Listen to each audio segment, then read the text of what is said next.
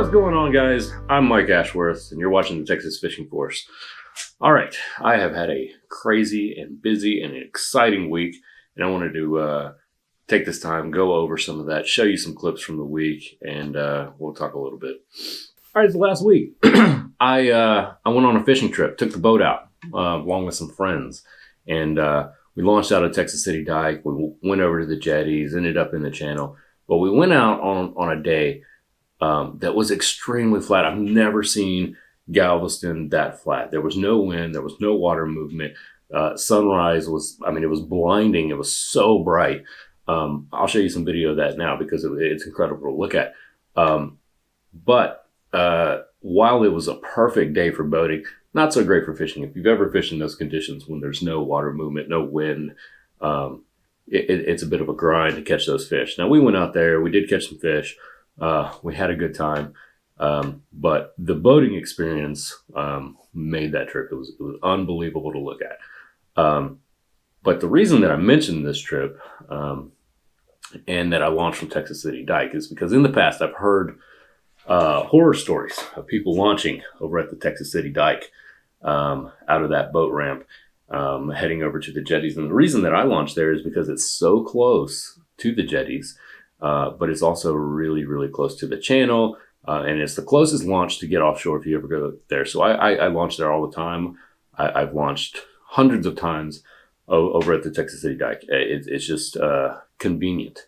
I've heard these horror stories of people that have launched there about having issues where huge tankers and barges and things that will pass in front of that boat ramp, as they pass, it will suck out all the water. And it creates this, horrible, dangerous situation. Well, I have launched there so many times, and I just kind of assumed that everybody was exaggerating or freaking out over, something small until this week, because I did it. And we were coming back in. We went out for a fishing trip. We're on our way back in, and I was halfway into the ramp or halfway into the area to get to the ramp. And sure enough, all the water got sucked out of the boat ramp there. And I'm not talking about a small amount of water. I'm talking about thousands of gallons a second. The water level dropped 3 feet in, 5 seconds, which is extremely dangerous. There was no warning. There was no way to predict that. And everybody, I'm sure you say, if a tanker's passing, just wait. The problem with that is that the tanker passed 3 miles ago. So you have no idea when that water is going to get sucked out. And then once it gets sucked out and it pulls your boat out, and I had to kind of navigate to stay away from the rocks, and I was a bit worried there. It was crazy and terrifying. And, I did everything I could to stay calm, and we got, out fine. However, once that water comes out, a few minutes later, all of that water comes rushing back in at the same speed. So it makes for a very, very dangerous situation. I never knew that is what they were talking about. I've heard stories about it, but I didn't know it was that severe and that drastic. So that being said, we got out of the water completely safe. Boat is completely fine. However, I'll never launch there again. So, moving on. All right. So I am buying a new boat, or I'm looking for a new boat right now. I haven't decided yet. Right now I'm in the process of selling my boat. I have a lot of people interested in it. But it's time to make a change. I'm going to change. Right now I have a 22-foot center console, and I love the boat. The boat runs great. It's fantastic. It's everything that I wanted when I bought it. However, I want to make some changes. When I bought this boat, I had the idea. When I bought this boat, I had the idea that I was buying a boat that was the best of both worlds, where I could take it offshore, where I could do some inshore bay fishing as well. And unfortunately, in Galveston, there's no such thing. There's no perfect boat for both. And the reason for that is because Galveston waters are a lot different than most places on the map, to be honest. Because inshore, when you're in the bays, there are areas that are under 6 inches of water all the time. They're extremely shallow, and to get to certain areas, you have to have a shallow running boat. But beyond that, when you're going offshore, unlike places like Florida, for instance, where you can go offshore a few miles and you are, in 100+ foot of water, Galveston is not that way. To get to depths like that out of Galveston, you've got to go 40, 60, 80 miles offshore. You're taking, up to 3-hour trips just to get to those depths that you need to do that fishing. So that causes a serious problem because the weather offshore can be completely different than the weather inshore. And you have to have a large enough boat that if the weather changes out there, that your boat can handle it. But beyond that, because you have to go so far, you have to have a boat that has fuel capacity enough to get you out there, let you do some fishing and get back. And you're not going to find that in a shallow running boat. So in a nutshell, there's no perfect boat for both. So you've got to decide. You have to make a decision. Do you want to do more offshore fishing or do you want to do more inshore fishing? And for me, I thought about it. I love offshore fishing. I absolutely love it. I also love inshore fishing. And so I think I'm switching.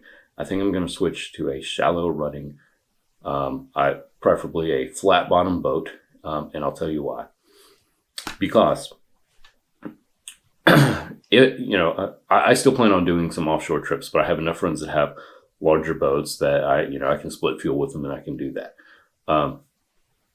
If though, I got a larger boat, it's a much more expensive trip every time I go offshore because of the distance I have to travel, the gas that I've got to burn, than it is offshore. On top of that, I am really enjoying doing a lot of the bay fishing and running through the bays, chasing these reds and these trout and all of that. It's a lot of fun. I really, really enjoy it. The trips are less expensive. That and launching and receiving my boat is much, much easier. I have much more options than a deep V where I have to only use certain spots and I can only go to certain areas. So anyway, I'm selling my boat. I'm looking for a flat bottom boat.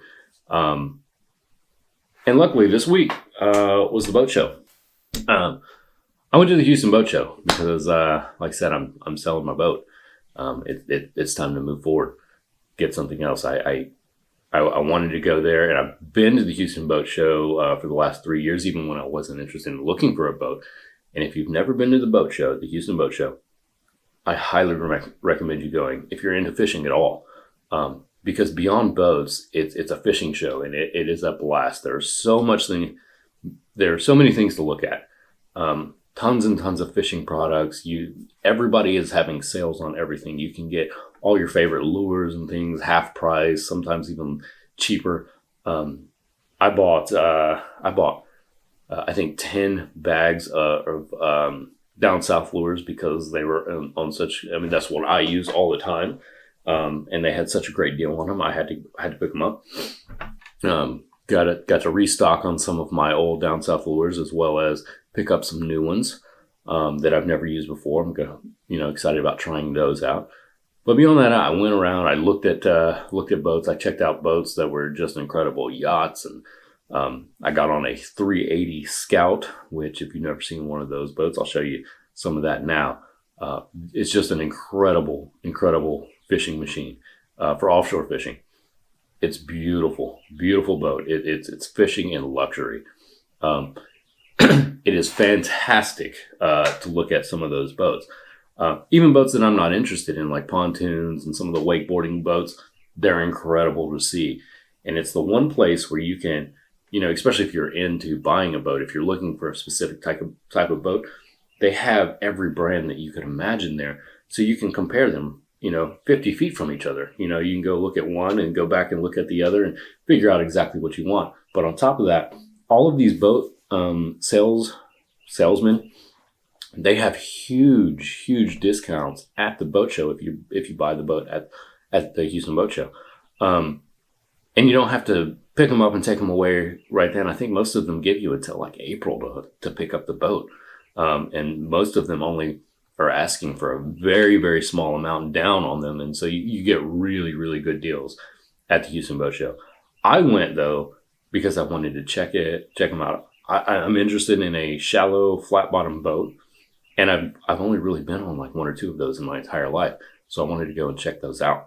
I went around, I looked at a bunch of those, see what I like, what I don't like. And I know in the past, I've really been interested in the Simmons boats, the SCBs, Simmons custom boats. For me, they were like the benchmark. I mean, they just look amazing. I hear fantastic things about the way that they run. They're just perfection, quality. And luckily, I've got a friend who has one.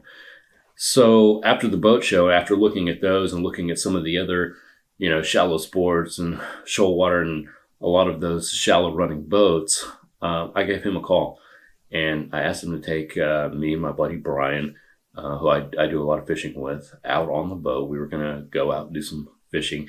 And on those, generally what people do in the bay is they will take those shallow running boats out to shallow waters. They'll jump out of the boat and they'll wade. And so that's what we had planned for that day. And we did that yesterday.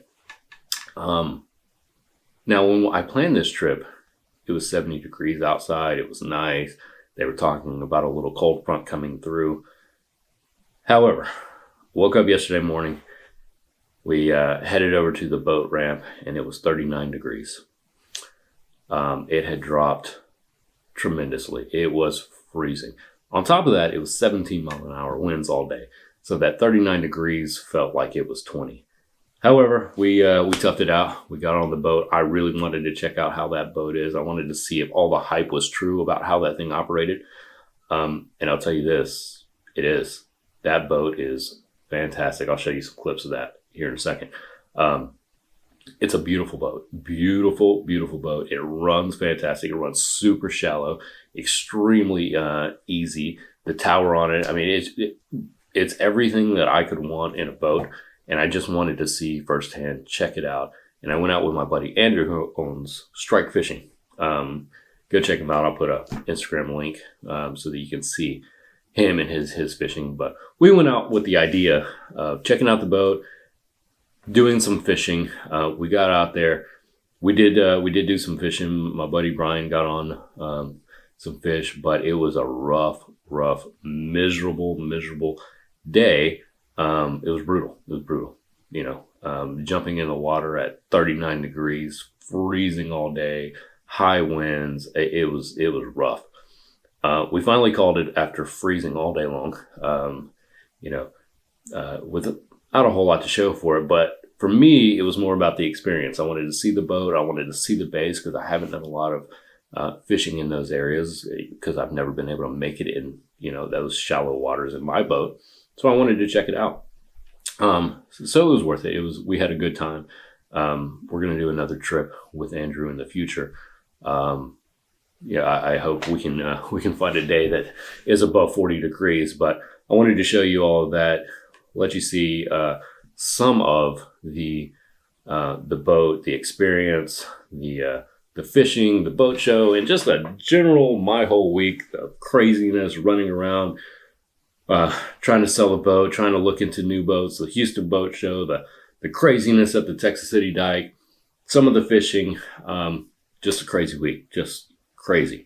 It was exciting though, had a good time, just really busy. So anyway, that's the update for now. I'm going to get back onto doing some hardcore fishing this week. So next week, I'm hoping to drop another video. Maybe we'll go chase some of those trout that everybody are looking for right now. We'll see.